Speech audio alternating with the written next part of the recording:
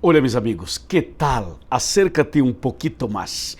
El tema de hoy es un tema muy precioso porque estaremos reflexionando sobre la pasión de Cristo Jesús.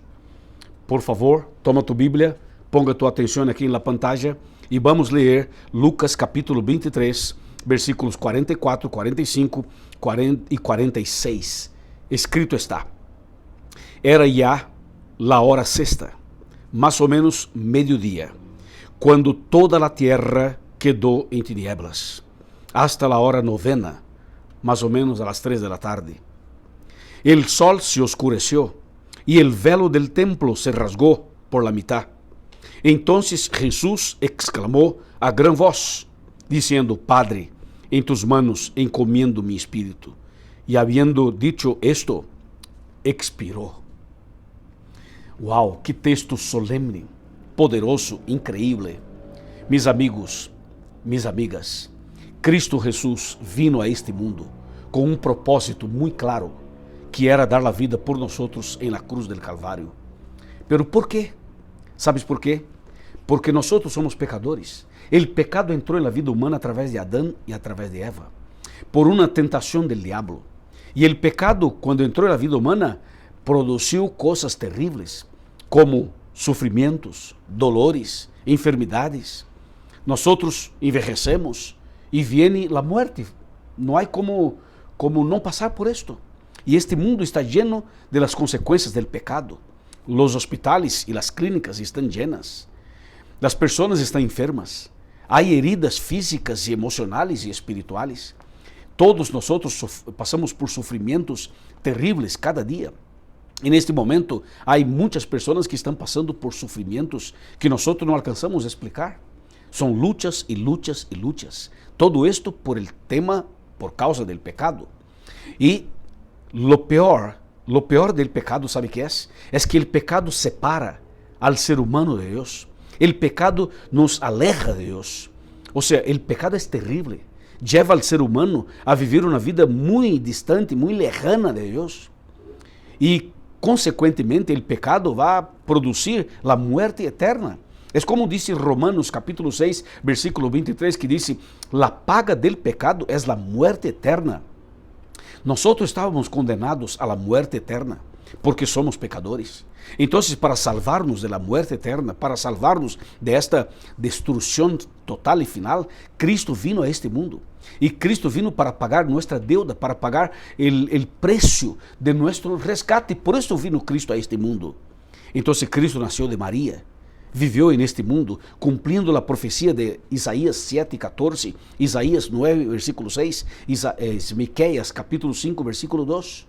O sea, las profecías mesiánicas se cumplieron y Cristo vino a este mundo. Y cuando Cristo vino a este mundo, vino con este propósito de entregar su vida en la cruz por nosotros, de morir por nosotros. Y así fue que Cristo realizó esta manifestación maravillosa de su amor, de su gracia, de su pasión. Es lo que dice, por ejemplo, aquí en San Juan capítulo 3, versículo 16, que es un texto muy conocido, que dice: porque de tal manera amó Dios al mundo, que dio a su Hijo único, para que todo el que crea en Él no perezca, sino que tenga la vida eterna. O sea, el Señor Dios Todopoderoso envía a Cristo. Cristo viene aquí para morir en nuestro lugar. Y finalmente llegó el momento en que Cristo fue al Getsemaní, a este jardín. ¿Para qué? Para orar. ¿Para qué? Para buscar al Señor.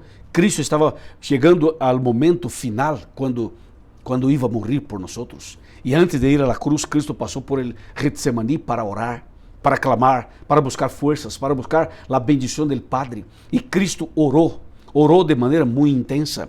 Aquí nosotros tenemos una parte de su oración, está en Lucas capítulo 22, a partir del versículo 39, pero yo voy a leer el versículo 42 y 43 y 44, que dice, voy a repetir Lucas capítulo 22, versículo 42, que dice: diciendo: Padre, si quieres, aparta de mí esta copa.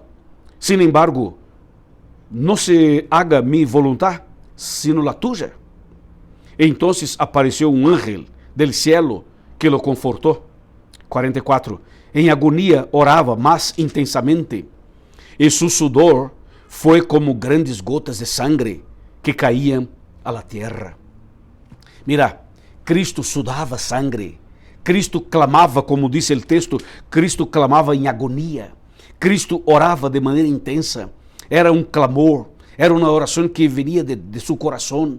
E diz o texto bíblico que Cristo orava dizendo: Padre, se queres, aparta de mim esta copa. Ou seja, se é possível salvar a los seres humanos sem que eu muera, por favor, hágalo. Pero se não é possível, estou disposto a ir hasta el Calvário, hasta la cruz. E Deus lhe contestou dizendo: Hijo querido, tienes que ir hasta la cruz para salvar a los seres humanos. E Cristo se levanta, decidido, confirmando sua decisão de ir hasta la cruz. E quando Cristo se levanta, sangrando, porque salia sangre de seu corpo, como diz o texto, Cristo sudava sangue, grandes gotas de sangre, diz o texto. Então salia sangre de seu corpo. Impressionante, não? E quando Cristo se levanta, decidido, confirmando sua decisão de ir hasta la cruz, vem Judas e lo traiciona com um beijo. Cristo é preso, é levado, é condenado, passa por um julgamento totalmente falso, errado, e Cristo é condenado. Então, eles decidem livrar a Barrabás, e Cristo lo reemplaça, Cristo assume seu lugar. Então, eles puseram sobre a cabeça de Cristo uma corona de espinos. Depois, tomaram a cruz de Barrabás e la puseram sobre Cristo Jesus. E Cristo, então, passa por uma tortura, por um momento terrível. Estava sangrando em sua cabeça por la corona de espinos. E sangrava seu corpo porque sudava sangue. E Cristo foi golpeado e sangrava sua espalda. Era um momento muito terrível. E sobre seus ombros puseram a cruz. E Cristo passou a caminhar por la via dolorosa, sangrando, sofrendo, passando por um momento terrível. E Cristo quedava em silêncio, não abria sua boca. Ou seja, Cristo como um cordeiro não abria sua boca, levando a cruz, levando sobre si nossas culpas, nossos pecados. Cristo estava pagando a deuda nossa. Cristo estava entregando sua vida por nós. Quanto amor, quanta paixão. Era amor, algo que nós jamais vamos compreender. Pero Cristo seguia caminhando por la via dolorosa. Ele caiu, se levantou, pero foi. Tinha um foco, tinha um propósito, tinha um objetivo. E Cristo foi hasta la cruz. Quando chega ao Calvário, eles então põem Cristo sobre a cruz. E Cristo é crucificado. Suas mãos e seus pés. Que momento terrível. Quanto sofrimento, quanta tortura. E Cristo em silêncio pensava em ti, em mim, pensava em nós outros. A Bíblia diz que Cristo foi levantado no Calvário. E Cristo estava aí, em la cruz, entre el cielo y la tierra. El Criador de la naturaleza, el Criador de todas as coisas, el Deus Todo-Poderoso estava allí, sendo crucificado. Quanto dolor, quanto sofrimento, pero quanta paixão, quanto amor. A Bíblia diz que el sol oscureció e la luna apareceu roja como sangre. Impressionante. A natureza toda se manifestou. Os animais se manifestaram. Os pájaros também. Toda a natureza se manifestou porque Cristo, o Criador, Cristo, o Salvador, Cristo, nosso Deus, estava dando a vida por nós outros. Estava morrendo por nós outros. Então, a natureza se manifestou. Parece que o único ser que não estava compreendendo o que estava passando era o ser humano. E Cristo estava allí, colgado, esperando o momento de la muerte. Su sangre caía gota a gota. Quanto dolor, quanto sofrimento. Que momento increíble, que momento impressionante. Uma mescla de dolor e de amor e de paixão, de graça.